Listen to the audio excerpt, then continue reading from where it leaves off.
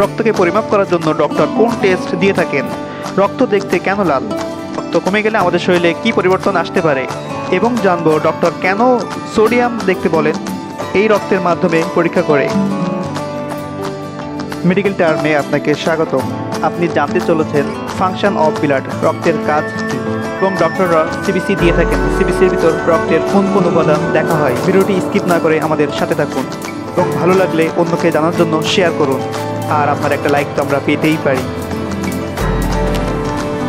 জেনে নেওয়া যাক রক্তের গঠন সম্পর্কে। রক্তের গঠিত অংশ তিন ধরনের, কণিকা বা সেল দিয়ে তৈরি।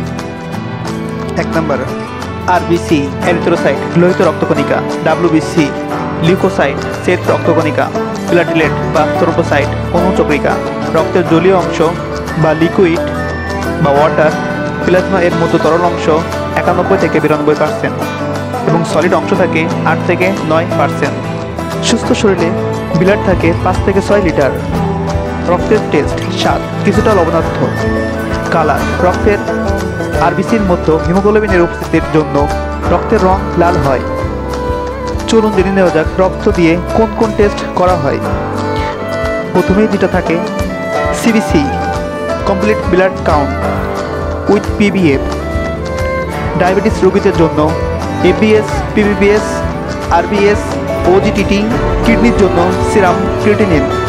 লিভারের জন্য liver function test LFT। Bilirubin, AGVT, AGOT, alkaline phosphate.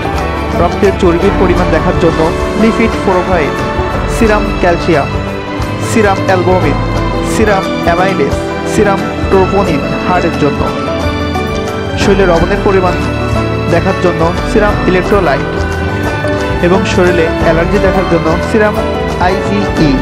এছাড়াও বিভিন্ন টেস্ট ল্যাবে করা হয় রক্ত দিয়ে।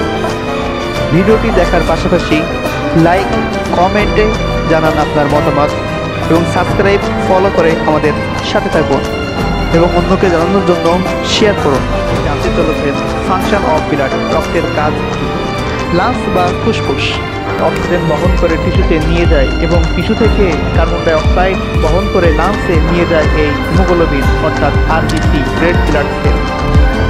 অক্সিজেন বা কার্বন ডাই অক্সাইড বহন করার যানবাহনটি হলো RBC, রেড ব্লাড সেল। দেহ থেকে অপ্রয়োজনীয় বর্জ্য লাংস, কিডনি, স্কিন এবং ইন্টেস্টাইন এ নিয়ে যায় এবং এদের মাধ্যমে বের করে দেয় শরীর থেকে। খাদ্য থেকে ডায়াগনস্টিক ফুড ম্যাটেরিয়ালস গ্রহণ করার পর ব্লাড এদের বহন করে টিস্যুতে পৌঁছায় দেয় এবং glucose, amino acid, fatty acid এগুলো বহন করে এবং শরীরের তাপমাত্রা নিয়ন্ত্রণ রাখে। অ্যাসিড বেস ব্যালেন্স রক্ষা করে। ওয়াটার এবং ইলেকট্রোলাইট ব্যালেন্স ঠিক রাখে। হরমোনস, ভিটামিনস, সল্ট ও অন্যান্য প্রয়োজনীয় পদার্থ বহনের কাজ করে। ব্লাডের WBC প্রতিরোধের কাজ করে। রক্তপাত প্রতিরোধ করে। বাই ক্লটিং, ব্লাড প্রেশার নিয়ন্ত্রণ রাখে। এবং ডক্টররা লবণ বা সল্ট দেখার জন্য যে টেস্ট দিয়ে থাকেন তার নাম ইলেকট্রোলাইট। ইলেকট্রোলাইট বলে থাকেন সেটা এই ব্লাড দিয়েই করতে হয়। অক্সিজেন বহন করার জন্য যে RBC, রেড ব্লাড সেল কাজ করে থাকেন তাদের রং লাল বলেই আমরা সবসময় রক্তকে লাল দেখে থাকি।